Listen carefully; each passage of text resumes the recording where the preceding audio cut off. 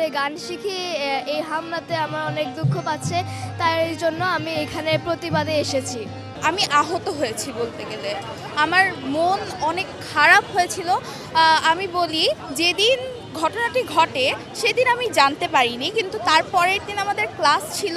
আমি মানে একেবারে রেডি হয়ে এখানে এসে দেখি এই অবস্থা, এবং আমার যে কতটা খারাপ লাগছিল, কারণ এই জায়গাটা আমার ইমোশনের সঙ্গে অনেক বেশি আকৃষ্ট, তো এ কারণে আমার অনেক খারাপ লেগেছে।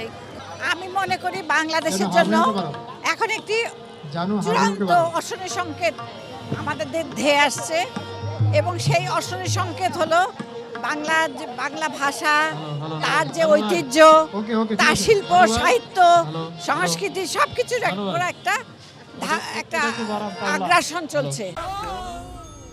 ডেন্টিস্টের পরামর্শ নাও নতুন কোলগেট অ্যাক্টিভ সল্ট।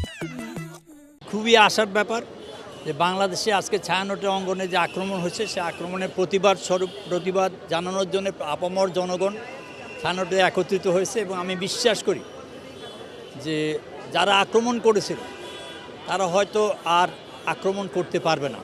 এই বাংলাদেশে আমাদের যদি টিকে থাকতে হয়, তাহলে আমাদের ভাষা, আমাদের সংস্কৃতি, আমাদের পরিচয়, আমাদের মুক্তিযুদ্ধ, আমাদের ধর্মনিরপেক্ষতা, এগুলোকে প্রতিষ্ঠিত করতেই হবে। স্বাধীনতা বিরোধীরা, স্বাধীনতা শত্রুরা আবার নতুন করে মাথা চাটা দিয়ে উঠেছে।